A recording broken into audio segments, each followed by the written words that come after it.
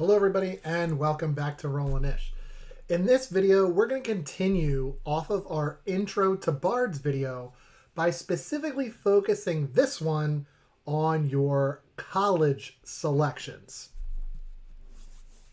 No, and I don't mean I need to see your transcripts and your SAT scores. This is a subclass for the Bard that you get to choose from at 3rd level. There is the College of Lore and the College of Valor in your player's handbook.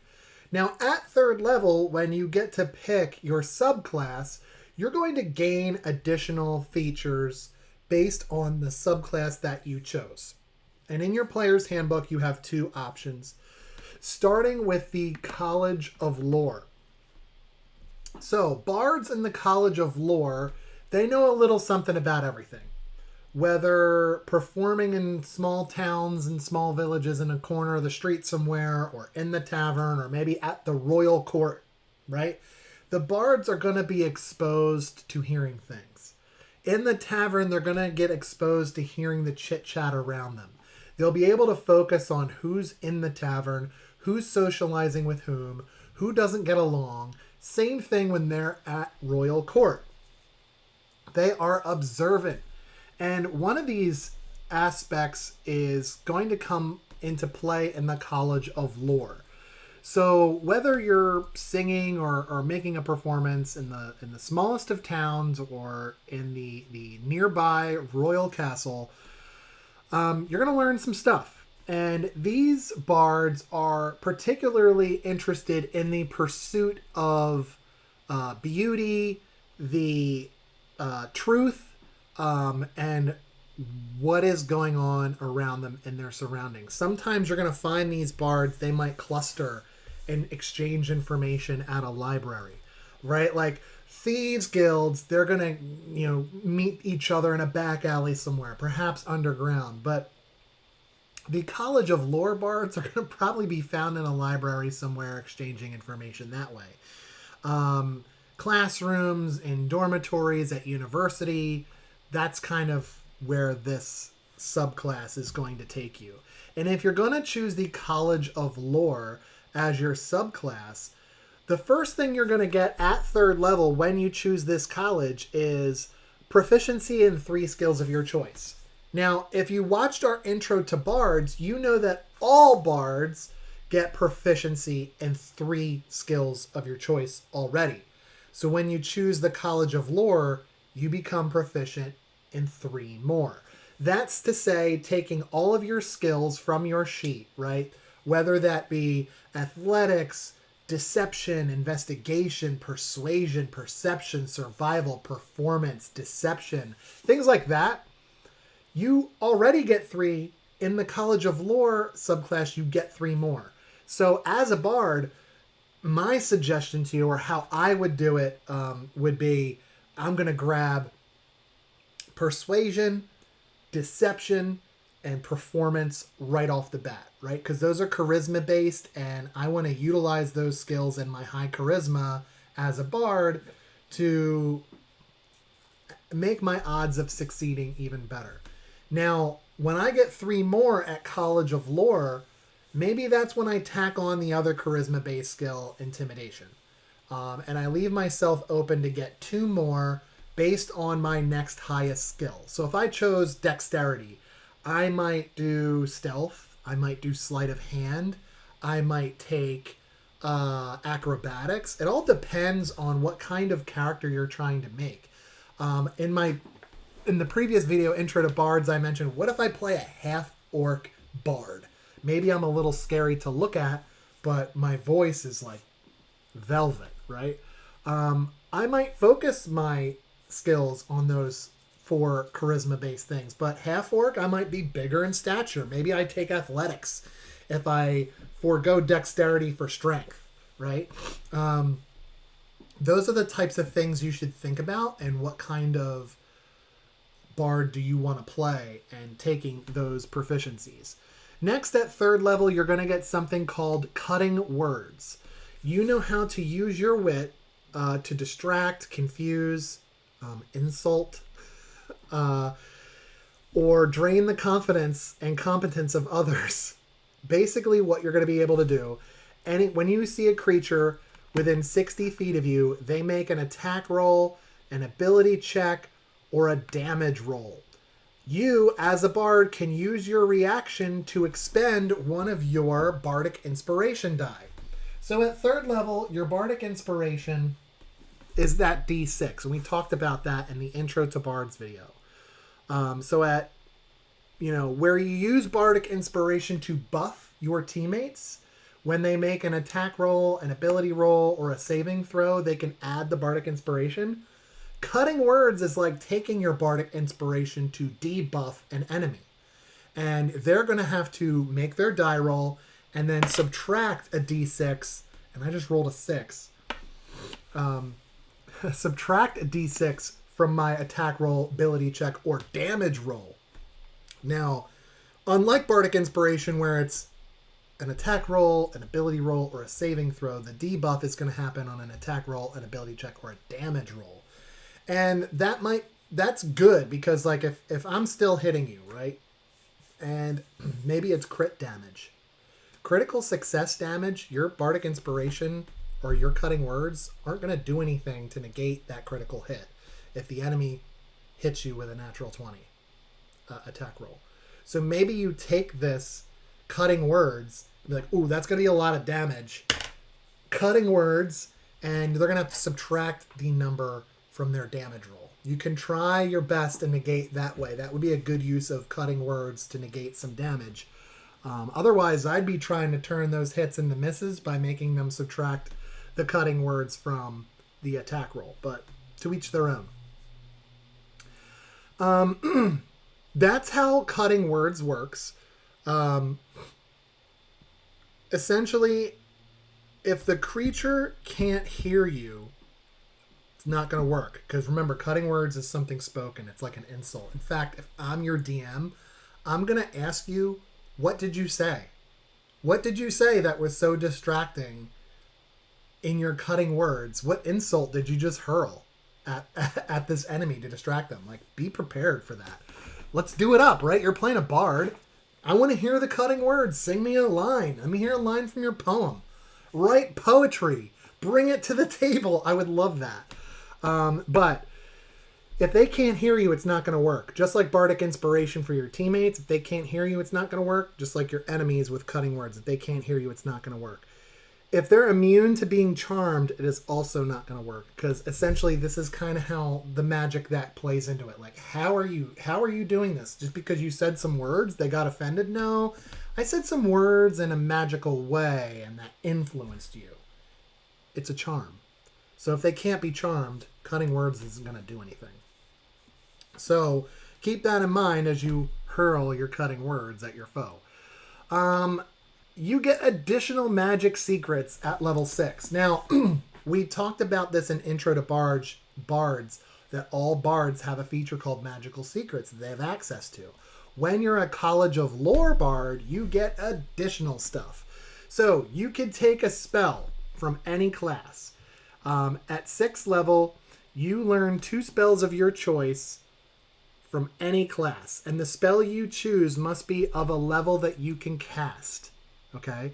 So if you have access to cast 5th level spells, you could choose a 5th or lower for those 2 spells. You can't choose something higher than what you can cast and,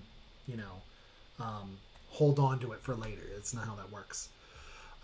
But you basically get access to a deeper and a wider variety of spells. So you could take a look at the wizard, the warlock, the sorcerer, the paladin, the cleric. You could take a look at their spells, and spells as a whole chapter on itself in the player's handbook, and choose 2 from that. Now remember, you're already getting that because all bards get that. Magical secrets. College of Lore, you get 2 more than what you already get. So 4 total, right?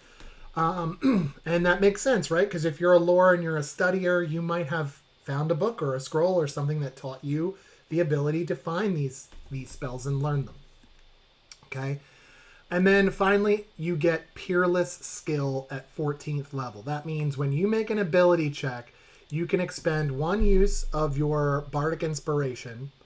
you can roll that and add it to your ability check.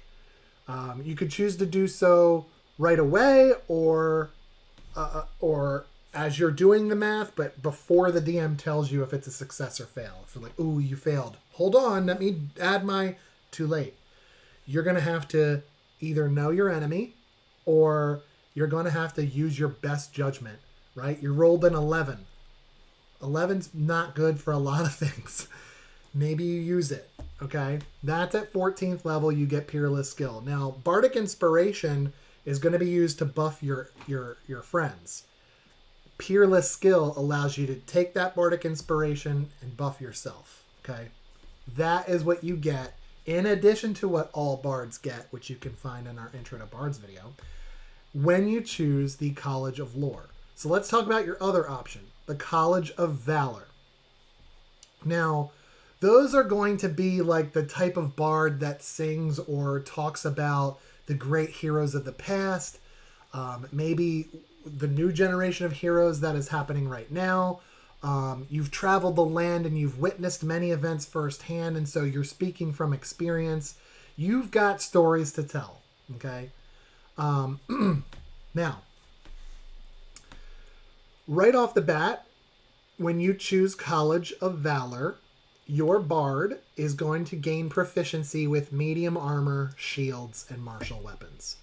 Now, all bards get proficiency with light armor, so leathers. Your armor class is going to be pretty low, okay? We're talking like 11, 12, somewhere around that range. But if you get access to wearing medium armor by choosing College of Valor, now you're talking about wearing armor that's good enough to bring your armor class to like 15, 16, making you harder to hit, okay?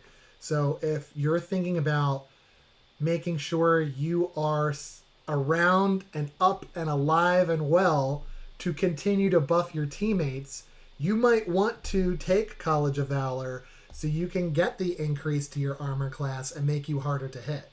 So suppose you're wearing medium armor, but you also have access to a shield. So if you're holding a shield, you get +2 to your armor class for holding that shield, in addition to what armor you're wearing. So medium armor, you're talking 14, 15. Grab a shield, you're talking 16, 17 now, but you're only going to have one free hand.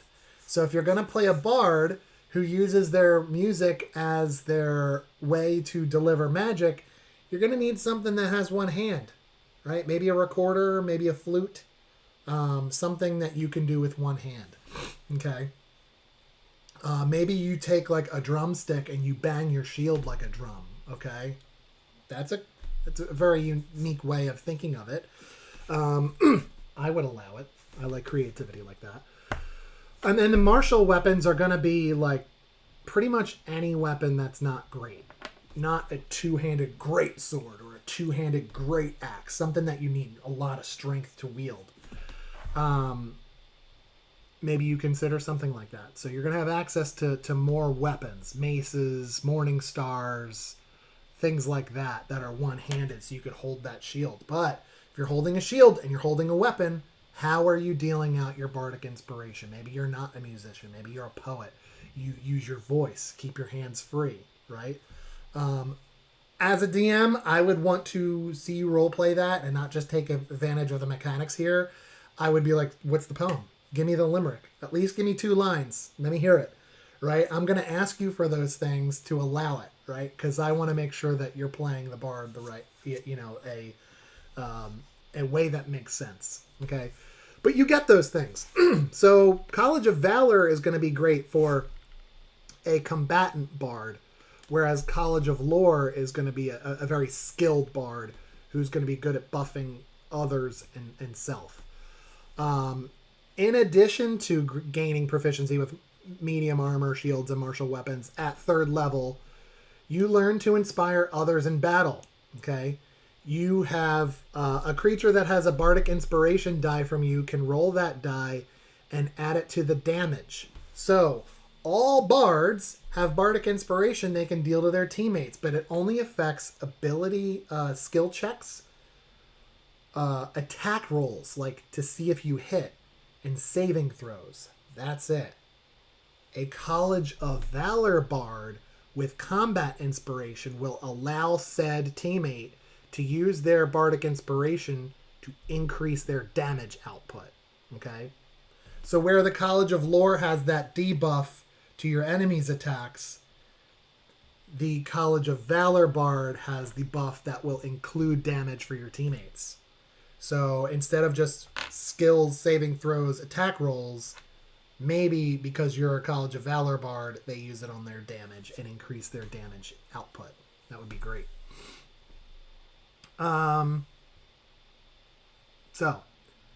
You could also use this in a way that, like, if you're rolling your d20 to make an attack roll and you know you missed, you could take this combat bardic inspiration, roll it, and add it to your hit roll, even after knowing the AC roll. I mean, that's how I would play it. I mean, come on. Anyway, extra attack at 6th level. Instead of attacking once, you get to attack twice. Now, a lot of the martial classes, like Fighter, Barbarian,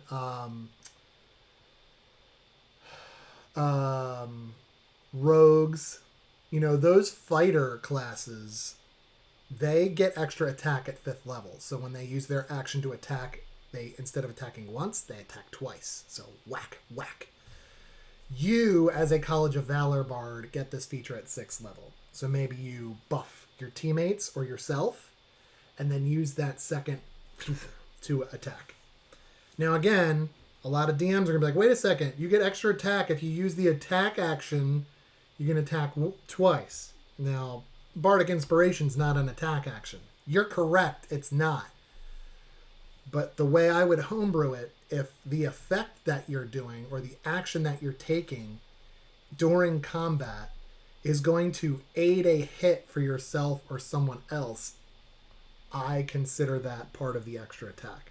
So do that and then do your attack roll. So maybe you only get a one attack. If you buff someone with one action, attack with the next. That is a homebrew rule. Talk to your DM, but if you're an attacking bard, instead of attacking once, you attack twice. You get that at 6th level. And then finally at 14th level, you get something known as Battle Magic. You've mastered the art of weaving spell casting and weapon use into a single harmonious act. When you use your action to cast a bard spell, you can make one attack with a bonus action. So, the way I homebrew the last feature, extra attack, I would do it something like this. I'm going to use an action to combat Bardic Inspiration, my teammate over there. And I'm going to use my extra attack to attack once. Because I did a thing with one action, I attack there. But if you're at 14th level, I would allow you, as Battle Magic, to use your bonus action, because you cast a Bard spell as part of your action to attack. I would do that as a DM homebrew rules. So the reason I mentioned these two things here, like I threw in a couple of homebrew rulings, is because we're going to start posting some homebrew videos here on our channel that we intend on dropping on Tuesdays. So just like how we're going through the building a character in classes and Thursdays, Tuesdays we would like to start dropping you some videos that relate to homebrew. What is homebrew? What's our homebrew world like? What homebrew rules do we use? What are some homebrew magic items we've made, or weapons, or spells, or monsters? We'll get into that. But that's the point. I wanted to use that opportunity to introduce you to alternate set of rules via homebrew. But rules as written, extra attack. If you use your action to attack once, at 6th level, you'll get a second swing. And then at 14th level, if you cast a bard spell with your action, you will be allowed to use your bonus action to attack with Battle Magic. And that is your College of Valor. So on one hand, you can know a lot of things and be good at a lot of skills and be good at helping your friends, debuffing enemies with the College of Lore. College of Valor is going to make you more of a battle-friendly bard who can deal some damage themselves or increase yourself or others' damage output to make you a little bit stronger when it comes to combat. So those are the two options you have in your player's handbook. You get to choose which college you go with at 3rd level. And once you make that decision, on top of the things that all bards get, you get a few extra things based on the choice that you made at certain levels. And that, my friends, are the bard colleges in your player's handbook. Be sure to like and subscribe if you haven't already. We'll see you right back here with more classes. I believe we are going to move on to cleric next. So if you're interested in playing a divine wielder of magic who serves a deity, then cleric might be for you, and you can check that video out next in our channel. Until then, we'll see you at the table.